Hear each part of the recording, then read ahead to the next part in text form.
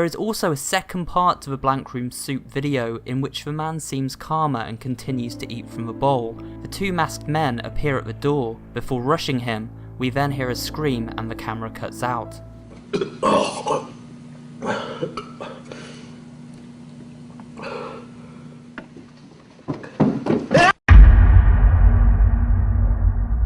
අන්තර්ජාලය කියන්නේ මහා අමුතු තැනක්.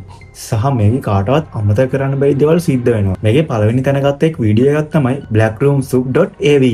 එක මිනිස්සෙක් අඬාට සුප් එකක් බොනවා. සහ වෙස් මොනවා දාගත්ත මිනිස්සු දෙන්නෙක් එයාව සනසනවා.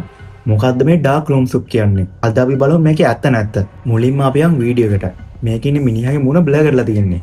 සහ මෙයා සුප් එකක් බොන ගමන් තමයි ඉන්නේ. ඒත් ප්‍රශ්නේ තමයි මෙයා මේ සුප් එක බොන්නේ අමුතු විදියකට. සහ එයා අඬාගෙන තමයි මේ සුප් එක බොන්නේ. ඊට පස්සේ තමයි මේ රේඩේ කියන අමුතු වෙස් මුණක් දාගත්ත මිනිස්සු දෙන්න මෙතනට එන්නේ. ඊට පස්සේ මේ දෙන්න ඇවිත් මේ අඬන මිනිහව සනසන්න තමයි මෙයාලා උත්සාහ කරන්නේ. ඒත් මේක නම් ඉතාමත් භයානක වීඩියෝ එකක්.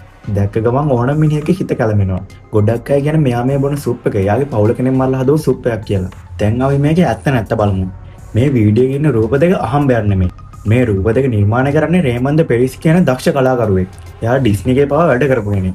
මේකේ තියෙන අමුතුම සිද්ධිය තමයි රේමන් කියන්නේ එයා මේ වෙස් මූණ දෙක ප්‍රසංගයකට අරන් යන අතරතුර මේ වෙස් මූණ දෙක හොරගම් කරලා තියෙනවා කියලා. සහ එයා කියන මේ වෙස් මූණ දෙක අරන් ගියපු කට්ටිය තමයි මේ වීඩියෝ එකේ ඉන්නේ කියලා. භයානකම දේ තමයි රේමන්ට මේ වීඩියෝ එක ඊමේල් එක කරා සති දෙකකට පස්සේ එවලා තියෙනවා මෙයාලා. එතකොට අර මිනිස්සයා ඇත්තටම මැරුණාද? නෑ ඇත්තටම පස්සේ කාලේ ඔප්පු වුණා මේක රංගනයක් විතරයි කියලා.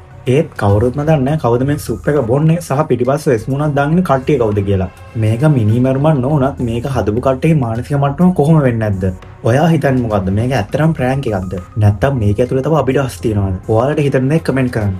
ඔයාලට මේ වගේ වැදගත් වීඩියෝ දැනගන්න නම් මාව subscribe කරන්න.